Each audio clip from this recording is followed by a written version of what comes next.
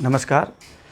अभी हम आपको संसद के संबंध में ही पढ़ा रहे हैं और आप जानते हैं कि संसद का सबसे महत्वपूर्ण काम होता है देश के लिए कानून बनाना, विधि बनाना। तो आज हम आपको बताते हैं कि वास्तव में संसद में जो विधि निर्माण की प्रक्रिया है वो क्या होती है। बहुत महत्वपूर्ण विषय है, इससे क्वेश्चन तो पूछे ही जाते हैं, इससे संबंधित क्वेश्चन प्री मेंस इंटरव्यू सब में पूछे जाते हैं।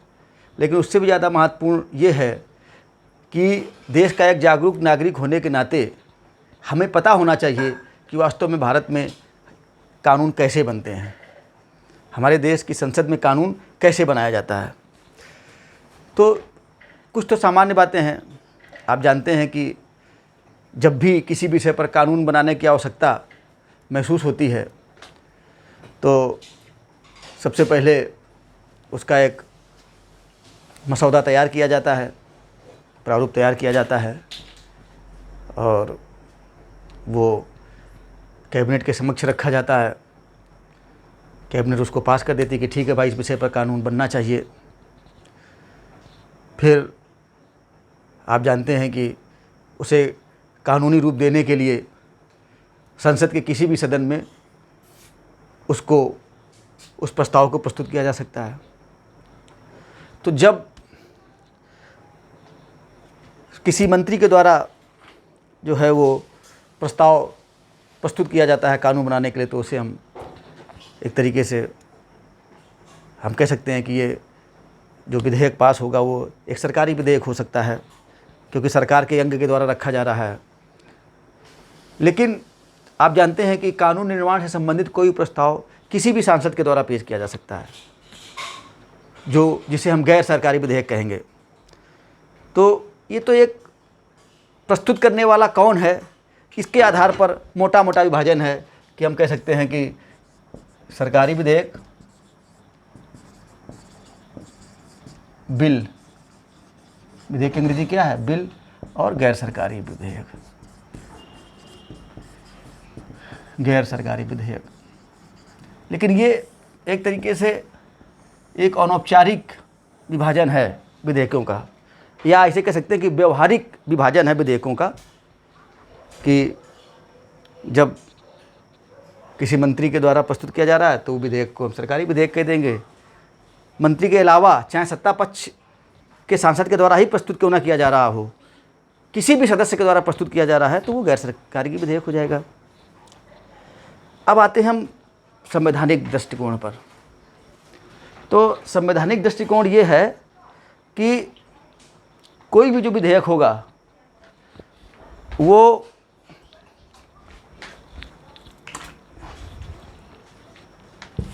देखिए सामान्यतः जो है वो कानून निर्माण की दृष्टि से या विधि निर्माण की दृष्टि से जो सदन में प्रस्ताव प्रस्तुत किए जाते हैं, फिर वो पास होकर के विधेयक का रूप लेते हैं, जो बिल्स होते हैं, उनको मोटे तौर पर हम 4 श्रेणियों में रख सकते हैं। सामान्य विधेयक,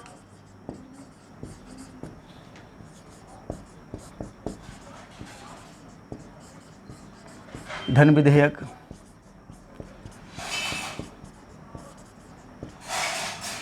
वित्त विधेयक और संविधान संशोधन विधेयक। ठीक।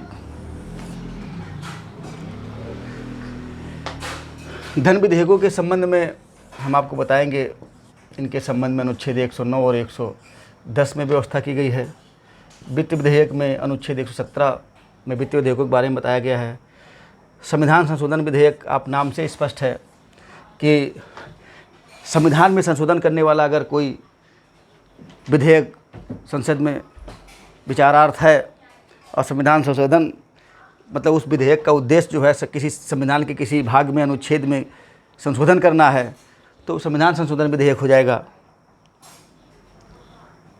वास्तव में जो विधि निर्माण से संबंधित विधेयक है, जो नई नई विधियां संसद विभिन्न विषयों पर बनाती रहती है, वो वास्तव में ये विधेयक है।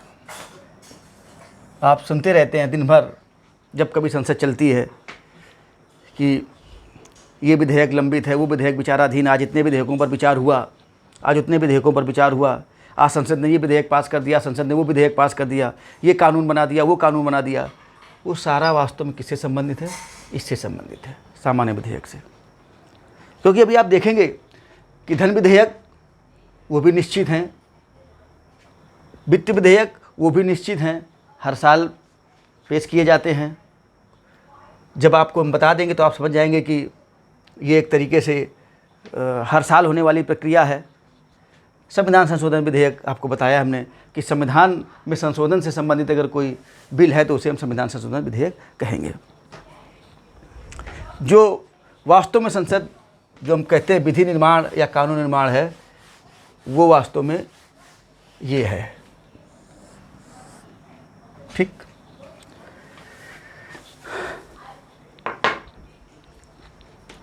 जैसे हमने कहा कि दहेज प्रतिषेध अधिनियम बना, या हमने कहा कि मिनिमम वेज एक्ट बना, बाल श्रम उन्मूलन अधिनियम बना, और तमाम एक्ट बनते रहते हैं, वो सब इस श्रेणी में आते हैं।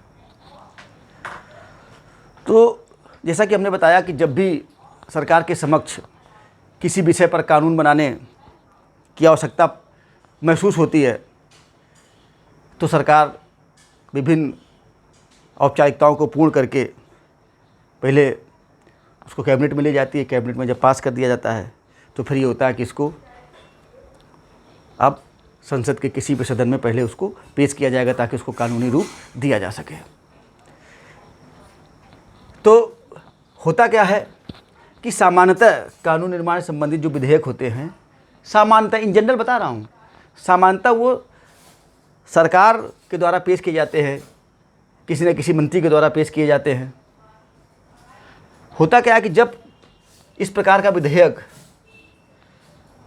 पेश किया जाना होता है तो इसके लिए सदन की अनुमति लेनी पड़ती है। अगर लोकसभा में पेश किया जाना है तो स्पीकर से, और राज्यसभा में पेश किया जाना है तो सभापति से। और मंत्री के लिए आवश्यक होता है कि कम से कम 7 दिन पहले उसको सूचना दे, अनुमति प्राप्त कर ले। और अगर मंत्री के अलावा किसी सांसद के द्वारा विधेयक पेश करना होता है तो उसके लिए अनुमति की समय सीमा है 1 महीने। अगर आप सांसद हैं और आप चाहते हैं कि किसी विषय पर कानून बनाए संसद, तो आपको विधेयक पेश करना है तो कम से कम 1 महीने पहले सूचना दे दें और अनुमति प्राप्त कर लें। होता क्या है, कभी कभी स्पीकर या राज्यसभा के सभापति प्रस्तावित विधेयक को सरकारी गजट में प्रकाशित करवा देते हैं। जब गजट में प्रकाशित करवा दिया जाता है तो भारी भरकम जो औपचारिकताएँ होती हैं विधेयक को पेश करने के पहले की, जैसे कि अनुमति लेना आदि को, ये सारी भारी भरकम आवश्यकताएँ पूरी आपको नहीं करनी पड़ती हैं। और अगर गजट में पहले प्रकाशित नहीं होता है तो फिर बाद में प्रकाशित इसको करवाया जाता है। अब मान लो कोई मंत्री या सदन का किसी सदस्य ने अनुमति आदि प्राप्त कर ली और सदन के स्पीकर, मतलब लोकसभा में प्रस्तुत होना तो स्पीकर और राज्यसभा में प्रस्तुत होना है तो राज्यसभा के सभापति के द्वारा अनुमति प्रदान कर दी गई और ये निश्चित कर दिया गया कि भाई इस दिन आप विधेयक पेश करेंगे, यानी प्रस्ताव आप क्या करेंगे, पेश करेंगे। तो जो निर्धारित दिन होता है उस दिन संबंधित मंत्री या सांसद जिसको वो पेश करना है बिल, वो बिल पेश करता है। तो जो ये विधेयक का प्रस्तुतिकरण है, विधेयक का जो प्रस्तुतिकरण है, वास्तव में किसी विधेयक को 3 चरणों में पास किया जाता है। कितने चरणों में? 3 चरणों में। जो पहला चरण होता है, सबसे पहले क्या होता है, हमने आपको बताया कि विधेयक का प्रस्तुतिकरण या प्रथम वाचन। क्या होता है? प्रथम वाचन। ये सबसे पहला चरण होता है। वस्तुतः जो हमने अभी बताया कि लोकसभा के स्पीकर या राज्यसभा के सभापति के द्वारा निर्धारित तिथि को बिल का प्रस्तुत किया जाना ही वास्तव में प्रथम वाचन है। वास्तव में क्या है? प्रथम वाचन है। मंत्री या सांसद सदन में खड़ा होता है और वो विधेयक को प्रस्तुत करने की अनुमति मांगता है कि भाई हम आपकी अनुमति से विधेयक पेश करना चाहते हैं। कभी कभी क्या होता है कि विधेयक पेश करने का ही विरोध हो जाता है। तो अगर ऐसा होता है तो जो सदन का सभापति या स्पीकर जैसी भी स्थिति हो, वो विधेयक प्रस्तुत करने वाले को और विधेयक का विरोध करने वालों का एक संक्षिप्त भाषण करवाते हैं और ज़रूरत पड़ने पर मतदान होता है कि भाई विधेयक प्रस्तुत किया जाए कि ना किया जाए। अगर बहुमत विधेयक प्रस्तुत करने के पक्ष में है तो फिर विधेयक को प्रस्तुत किया जाता है। लेकिन सामान्यतः विधेयक के प्रस्तुतिकरण का विरोध नहीं किया जाता है। विधेयक के प्रस्तुतिकरण का विरोध नहीं किया जाता है, विधेयक पेश करने दिया जाता है किसी को भी। तो विधेयक जब पेश किया जाता है तो एक पेश करने वाला संक्षिप्त भाषण देता है और वो बताता है वास्तव में उन कारणों को और उन उद्देश्यों को बताता है जिनकी वजह से उस विधेयक को पेश करना आवश्यक है। ये जो कानून वो बनाना चाहता है वो क्यों बनाना चाहता है, तो कारण और उद्देश्य बताता है और इस तरीके से कारण और उद्देश्य बताते हुए विधेयक को प्रस्तुत कर दिया जाता है। और हमने आपको जैसा कि बताया कि सामान्यतः विधेयक के प्रस्तुतिकरण का विरोध नहीं किया जाता है और अगर किया जाता है तो दोनों का संक्षिप्त भाषण कराने के बाद मतदान होता है और मतदान अगर विधेयक के प्रस्तुत करने के पक्ष में होता है तो विधेयक प्रस्तुत कर दिया जाता है और इस तरीके से प्रथम वाचन हो जाता है। विधेयक के संबंध में सबसे महत्वपूर्ण है उसका द्वितीय वाचन। याद रखिएगा कि द्वितीय वाचन या हम ये कह सकते हैं दूसरा चरण। ठीक, विधि निर्माण की दृष्टि से या जो विधेयक प्रस्तुत किया गया है उसकी दृष्टि से सबसे महत्वपूर्ण होता है द्वितीय वाचन, क्योंकि वास्तव में जो प्रस्तुत किया गया है वो कानून का रूप लेगा कि नहीं लेगा, उसका क्या हस्त होगा, कैसा बनेगा, ये सब इस पर निर्भर करता है द्वितीय वाचन पर। द्वितीय वाचन में जो है वो विधेयक पर बहुत ही गंभीरता से और विस्तार से विचार विमर्श किया जाता है।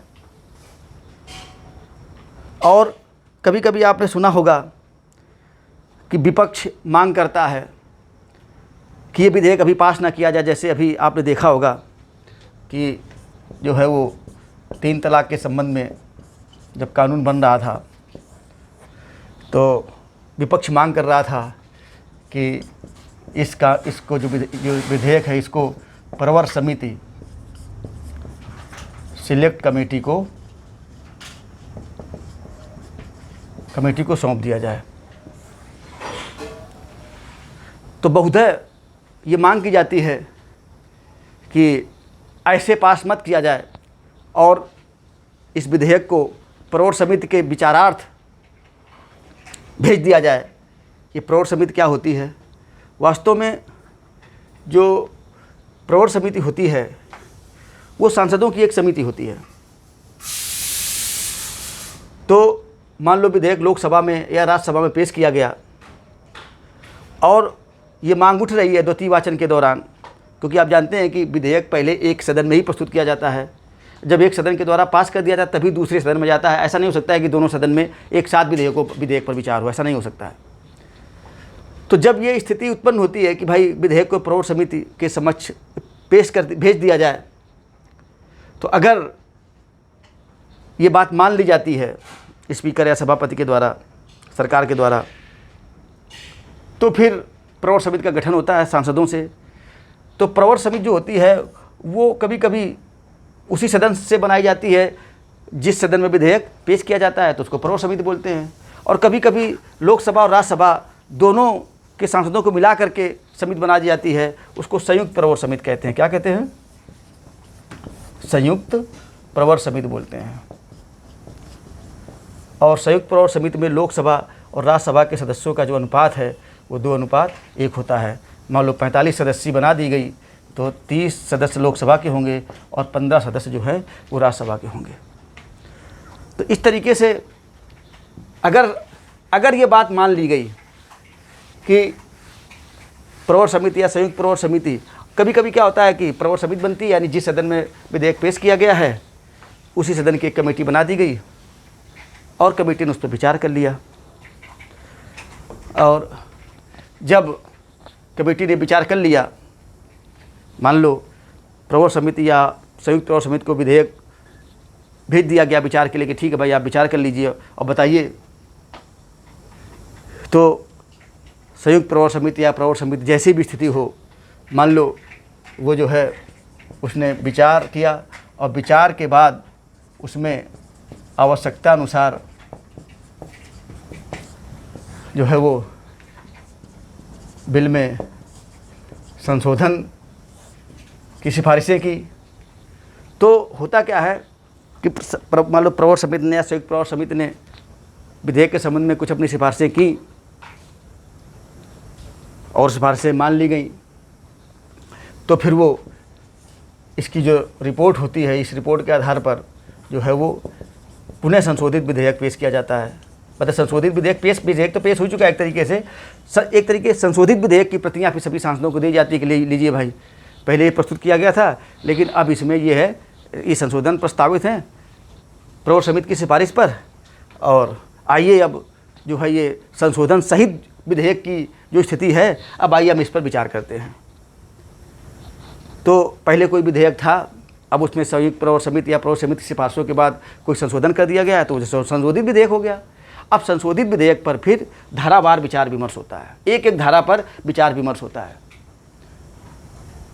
एक एक धारा पर विस्तार से विचार विमर्श होता है, गर्मा गर्म बहस होती है इसी चरण में, और ज़रूरत पड़ने पर मतदान कराया जाता है। धारा अभी विचार हो रहा है सिर्फ किस पर?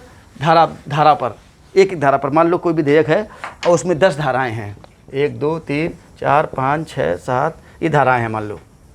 अब ये इन एक एक धारा पर जो है गर्मा गर्म विचार विमर्श हो रहा है, और विचार विमर्श के बाद ये हो जाता है कि चलिए भाई ठीक है, ये धारा सही है, ये मान ली गई, ये धारा सही है, मान ली गई, ये धारा सही है, मान ली गई। और कभी किसी धारा को ध्वनिमत से स्वीकार कर लिया जाता है और कभी किसी धारा पर ऐसा लगता है कि ध्वनिमत से काम नहीं चलेगा, मतदान की मांग की जाती है तो यहाँ मतदान करा लिया जाता है। और अगर मतदान धारा के पक्ष में होता है तो धारा बनी रहती है, और मान लो मतदान जो है धारा के पक्ष में नहीं हुआ तो धारा क्या हो गई? हटा दी जाएगी, यानी उस पर सदन सहमत नहीं हुआ। तो इस तरीके से धारावार विचार विमर्श होता है द्वितीय चरण में, ठीक। और द्वितीय चरण में ही ये हो जाता है कि वास्तव में विधेयक का अब क्या होना है। तो अब क्या हो गया, द्वितीय चरण जब सारे धारावार जो है वो विस्तृत विचार विमर्श होकर के, और ये हो गया कि भाई ये चीज़ें रहनी है, ये चीज़ें हटनी है, जो पास की गई संसद के द्वारा वो एक रूप है कि ये भाई ये विधेयक अब ये रूप है, इसको पास किया जाना है, इसको अंत में पास किया जाना है।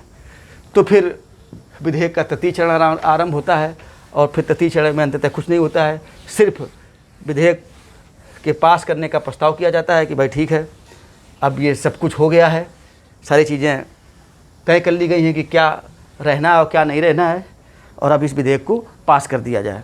तो तृतीय चरण में फिर ज़्यादा कुछ नहीं होता है, सिर्फ ये होता है कि विधेयक को पास करना है या नहीं। तो चूँकि सारा काम ऑलरेडी द्वितीय चरण में हो चुका है, तो फिर तृतीय चरण में विधेयक को पास कर दिया जाता है ध्वनिमत से या फिर मतदान के द्वारा। और अगर मतदान होता है और बहुमत विधेयक के पक्ष में होता है तो विधेयक को पास कर दिया जाता है। और इस तरीके से हम ये कहेंगे कि एक सदन में जो है वो विधेयक के पास करने की प्रक्रिया पूर्ण हो जाती है।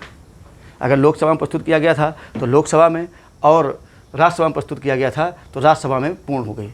अब जिस सदन में पूर्ण हो गई, फिर ये विधेयक दूसरे सदन में भेजा जाएगा, फिर सदन दूसरे सदन में विचार हेतु भेजा जाएगा, और वहाँ भी इसके 3 वाचन होंगे, वहाँ भी इसके 3 वाचन होंगे। यानी जिस तरीके से ये प्रथम सदन में पास किया गया है उसी तरीके से द्वितीय सदन में इसको पास किया जाएगा। अब ध्यान ही रखिएगा कि अगर प्रथम सदन में ही प्रवर समिति या संयुक्त प्रवर समिति का गठन हो गया तो अब यहाँ समिति का गठन नहीं होगा, वो एक ही बार होगा, वो एक ही बार होगा। और ये भी ध्यान रखिएगा कि जो प्रवर समिति या संयुक्त प्रवर समिति का जो अध्यक्ष होगा वो उस सदन के, अगर वो लोकसभा में विचारार्थ विधेयक है तो फिर स्पीकर के द्वारा नॉमिनेट किया जाएगा, और अगर वो राज्यसभा में विचारार्थ विधेयक है और संयुक्त प्रवर समिति का गठन किया जाता है या प्रवर समिति का गठन किया जाता है, जब प्रवर समिति रहेगी तो आप जान लीजिए कि एक ही सदन का उसमें सांसद होंगे, तो स्वाभाविक है कि लोकसभा का होगी तो स्पीकर उसका अध्यक्ष बनाएंगे, और राज्यसभा की होगी तो सभापति उसका अध्यक्ष बनाएंगे। लेकिन अगर संयुक्त प्रवर समिति का गठन होता है तो अध्यक्ष उस सदन के स्पीकर या सभापति के द्वारा नियुक्त किया जाएगा जिसमें विधेयक पहली बार पेश किया गया था। अब हम फिर वहीं आते हैं कि अब एक सदन के द्वारा विधेयक पास कर दिया गया, दूसरे सदन में गया तो दूसरे सदन ने भी उसी तरीके से प्रथम वाचन हुआ, द्वितीय वाचन हुआ, तृतीय वाचन हुआ, विधेयक को पास कर दिया। मान लो विधेयक को पास कर दिया तो फिर विधेयक पहले सदन में पास हो चुका था, दूसरे सदन में भी पास हो गया, और जब दूसरे सदन में पास हो जाएगा तो वो विधेयक, सामान्य विधेयक जो है वो राष्ट्रपति के हस्ताक्षर के लिए फिर भेजा जाएगा, राष्ट्रपति के हस्ताक्षर के लिए भेजा जाएगा। अब देखिए इतनी जो अभी हमने प्रक्रिया बताई है आपको, सामान्य विधेयक जो है वो किसी भी सदन, अभी हमने बताया ना कि जो सामान्य विधेयक होंगे, हम सामान्य विधेयक के बारे में बता रहे हैं, जैसे मंत्री प्रस्तुत कर सकता है, कोई जो है वो अन्य सांसद भी प्रस्तुत कर सकता है। अभी तक हमने जो प्रक्रिया बताई आपको कि ये चीज़ें, ये है अनुच्छेद 107 में। किसमें है? अनुच्छेद 107 में, कि एक तरीके से ये जो हम बता रहे थे सामान्य विधेयक हैं, कानून निर्माण संबंधित विधेयक है, विधि निर्माण संबंधित जो विधेयक हैं ये संसद के किसी भी सदन में पेश किया जा सकते हैं, और फिर किस तरीके से जो है इनके निर्माण की प्रक्रिया होगी, ये है अनुच्छेद 107 में। ठीक, अब हम फिर वहीं आते हैं जैसा हमने अभी आपको बताया, जहाँ से हम थे कि मान लीजिए दोनों सदनों ने विधेयक को पास कर दिया, और जब दोनों सदनों ने विधेयक को पास कर दिया तो अब जाएगा ये राष्ट्रपति के हस्ताक्षर के लिए, राष्ट्रपति के दस्तखत के लिए जाएगा, क्योंकि हमने आपको बताया था कि राष्ट्रपति संसद का अभिन्न अंग है, जब तक कि वो दस्तखत नहीं करेगा इस विधेयक की कोई वैल्यू नहीं है। अब राष्ट्रपति के हस्ताक्षर के लिए जाता है, तो राष्ट्रपति क्या करेंगे? बहुत महत्वपूर्ण है, बहुत पूछा जाता है, प्री मेंस इंटरव्यू सब में पूछा जाता है, और ऐसे भी आपको जानना चाहिए। अब राष्ट्रपति क्या करेंगे? तो ये बताया गया है अनुच्छेद 111 में। किसमें बताया गया है? अनुच्छेद 111 में। और अनुच्छेद 111 कहता है कि राष्ट्रपति जो है घोषित करेगा कि वह विधेयक पर अनुमति देता है या रोक लेता है। इसका मतलब क्या हो गया? साफ साफ अनुच्छेद 111 है। अनुच्छेद 111 क्या कहता है कि राष्ट्रपति के पास दोनों विकल्प हैं, वो विधेयक पर अनुमति दे भी सकते हैं और विधेयक पर अनुमति रोक भी सकते हैं। इसका मतलब क्या हुआ? राष्ट्रपति के लिए कोई समय सीमा निर्धारित नहीं की गई है कि वो इतने दिन में विधेयक को पास करके विधेयक पर हस्ताक्षर करके भेज देंगे। ये आपको बहुत दिमाग में रखना है। राष्ट्रपति के लिए कोई समय सीमा निर्धारित नहीं है कि वो इतने दिनों में विधेयक पर कोई फैसला कर लेंगे। वो अनुमति दे भी सकते हैं और अनुमति रोक भी सकते हैं। राष्ट्रपति को यह भी अधिकार है कि वो उनके पास हस्ताक्षर के लिए भेजे गए विधेयक को संसद को इस संदेश के साथ वापस कर दें कि विधेयक या विधेयक के किसी प्रावधान पर आप पुनर्विचार करें। संसद पुनर्विचार करेगी और हो सकता है कि वो राष्ट्रपति की इच्छा के अनुसार उसमें संशोधन कर दे, तो संशोधित विधेयक राष्ट्रपति के पास हस्ताक्षर के लिए जाएगा। और अगर संशोधित नहीं भी करती है और जिस स्थिति में पहले पास किया था उसी रूप में पास करके भेजती है, तो राष्ट्रपति विधेयक पर अनुमति नहीं रोकेंगे। ये ध्यान रखने वाली बात है। यानी पहली बार में जब भेजा गया है तब तो उनके पास दोनों अवसर हैं। वो अनुमति देंगे, राष्ट्रपति घोषित करेगा कि विधेयक पर अनुमति देते हैं या अनुमति रोक लेते हैं। लेकिन एक बार अगर उन्होंने विचार के लिए भेज दिया तो विचार के बाद संशोधन सहित या संशोधन रहित, यानी जो पहले भेजा गया था बिल्कुल वैसे ही विधेयक पास करके भेजा जाता है, तो फिर राष्ट्रपति अनुमति नहीं रोकेंगे। ये बात आपको बिल्कुल दिमाग में रखनी है। अब फिर हम वहीं से चलते हैं। सोचिएगा, राष्ट्रपति के पास दोनों विकल्प थे, वो विधेयक अनुमति देंगे या रोक लेंगे या संदेश भेज सकते हैं। लेकिन मान लो राष्ट्रपति ने अनुमति दे दी, तो जब राष्ट्रपति ने अनुमति दे दी तो फिर हो गया क्या, वो बन गया अधिनियम, वो बन गया एक्ट बन गया। तो राष्ट्रपति के हस्ताक्षर होते ही वो एक्ट बन जाता है। लेकिन ध्यान रखिएगा, अभी भी ये लागू नहीं होगा जब तक कि इसका नोटिफिकेशन नहीं होगा। कई विधेयकों के बारे में, कानून को आप देखेंगे कि संसद ने पास कर दिया, फिर राष्ट्रपति ने उस पर अनुमति भी दे दी, लेकिन काफ़ी दिनों बाद वो लागू हुआ क्योंकि उसका नोटिफिकेशन बाद में हुआ, और नोटिफिकेशन होते ही वो कानून लागू हो जाता है। अब चलते हैं फिर हम वहीं थोड़ा वापस, कहाँ चलते हैं, फिर वापस चलते हैं, क्योंकि चीज़ें इतनी सरल नहीं होती हैं। हमने आपको बताया था, फिर हम वापस चलते हैं थोड़ा, हमने आपको बताया था कि कानून निर्माण से संबंधित बिल संसद के किसी भी सदन में पेश किया जा सकता है। ठीक, अभी हमने बताया, और हमने ये भी बताया कि किसी भी सदन में पास होने की प्रक्रिया क्या है। अब थोड़ी देर के लिए मान लीजिए कि विधेयक लोकसभा या राज्यसभा में पेश किया गया था, और जिस सदन में पेश किया गया था उस सदन से पास करके दूसरे सदन को भेज दिया गया। तो एक तो स्थिति ये बताई थी हमने अभी कि दूसरे सदन भी पास कर दे, तब तो सब कुछ अच्छा है, दूसरे सदन ने पास कर दिया, राष्ट्रपति के हस्ताक्षर हो गए, काम पूरा हो गया। लेकिन मान लो कि दूसरा सदन पास ना करके इन तीनों में कुछ करता है। क्या करता है? वो प्रथम सदन द्वारा पास किए गए विधेयक को अस्वीकार कर दे। यानी लोकसभा ने पास करके राज्यसभा को भेजा है तो राज्यसभा स्वीकार कर दे, और राज्यसभा ने पास करके लोकसभा को भेजा है तो लोकसभा स्वीकार कर दे। इन केस वो अस्वीकार कर दे। जो दूसरा सदन है उसमें कुछ संशोधन कर दे। क्या कर दे? संशोधन कर दे, और इन संशोधनों से पहला सदन जो है, पहला सदन सहमत ना हो, यानी असहमत हो, और असहमति जो है अंतिम हो, यानी अब बिल्कुल सिद्ध हो चुका है, असहमति जो है वो अंतिम है, यानी अब ये सिद्ध है कि सहमति का कोई चांस नहीं है। और तीसरी स्थिति ये है कि दूसरा सदन 6 माह तक विधेयक अपने यहाँ रोके रहता है, कोई निर्णय नहीं करता है, कुछ मतलब उस पर कुछ करता ही नहीं है। सदन में विधेयक गया और कान में तेल डाले बैठे हैं दूसरा सदन, उसको कुछ करना ही नहीं है।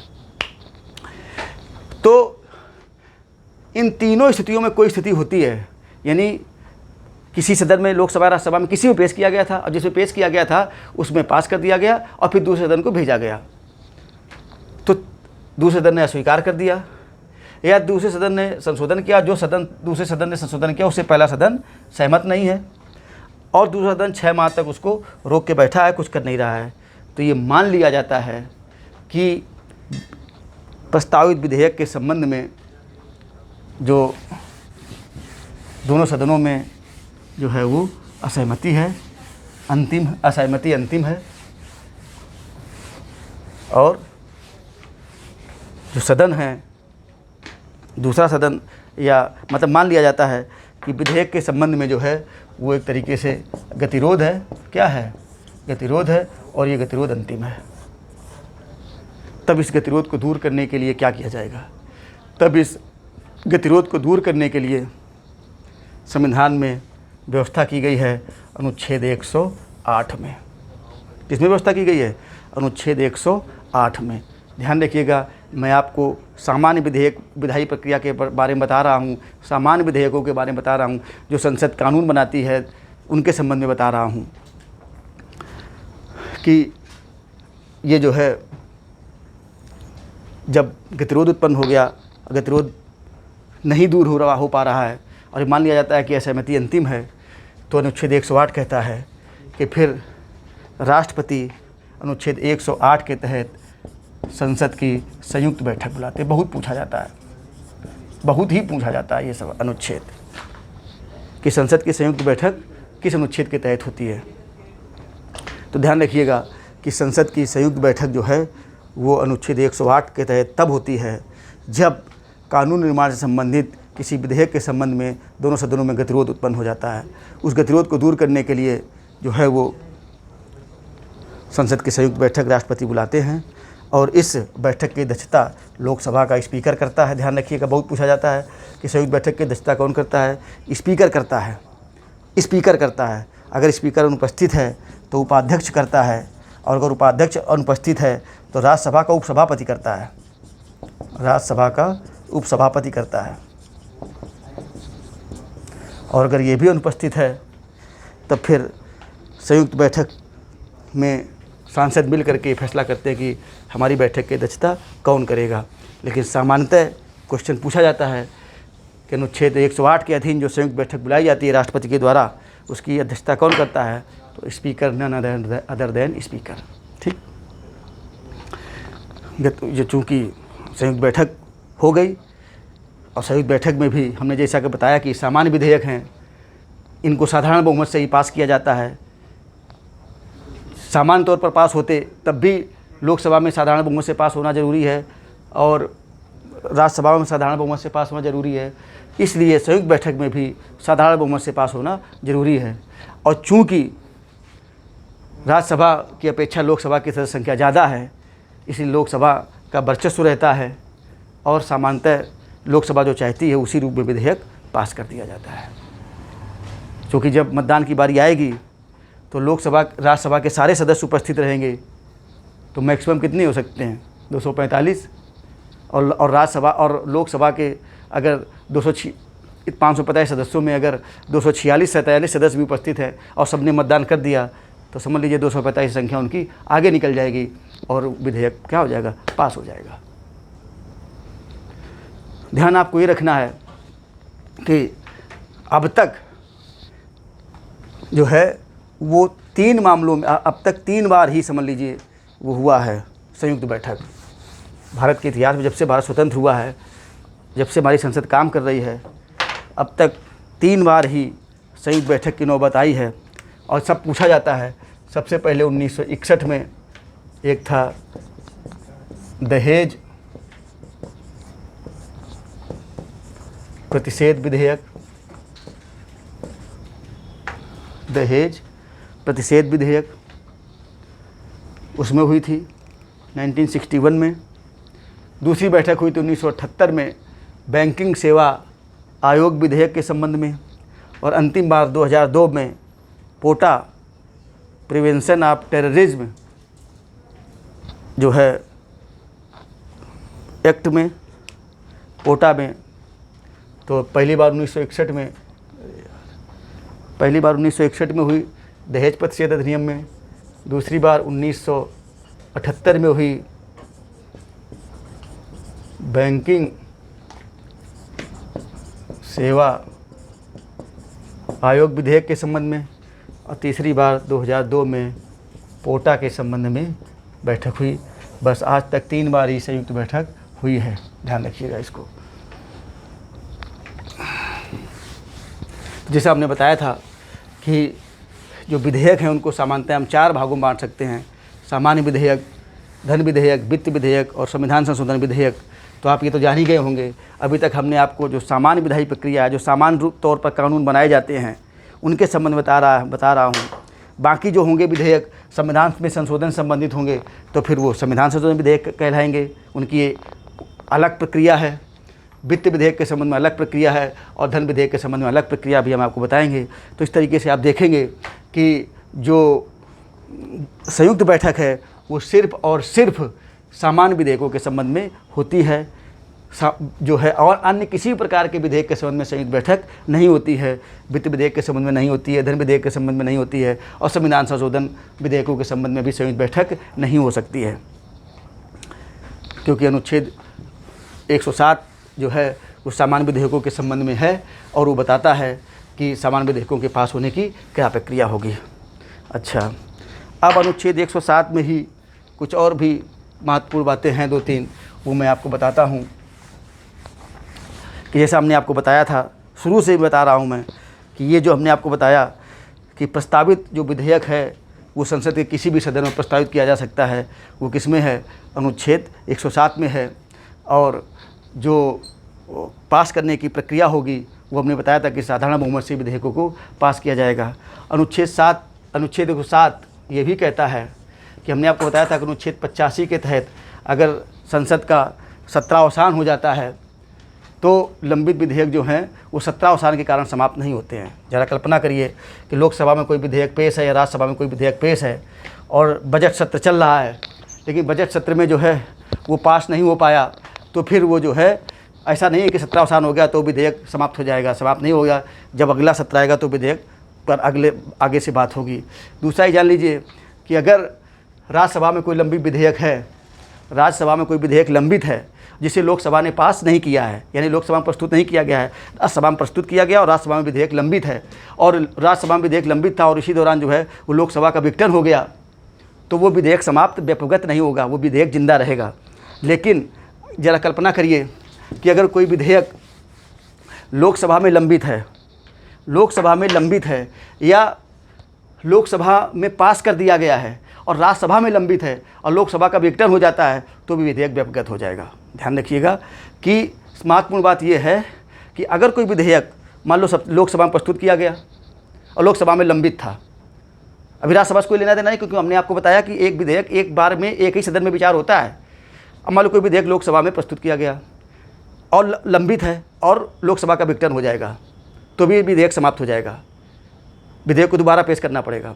और अगर मान लो लोकसभा ने पास कर दिया और राज्यसभा में लंबित था और इस दौरान लोकसभा भंग हो गई, तो भी वो विधेयक विघटित हो जाएगा, व्यपगत हो जाएगा। पर ध्यान रखिएगा कि अगर इस दौरान राष्ट्रपति ने अनुच्छेद 108 के तहत विधेयक पर विचार करने के लिए संयुक्त बैठक बुला ली है, तो विधेयक व्यपगत नहीं होगा, विधेयक समाप्त नहीं होगा। यही महत्वपूर्ण बातें आपको हमें बतानी थी और आप इसको समझिएगा, समझ में आ जाएगा। नमस्कार।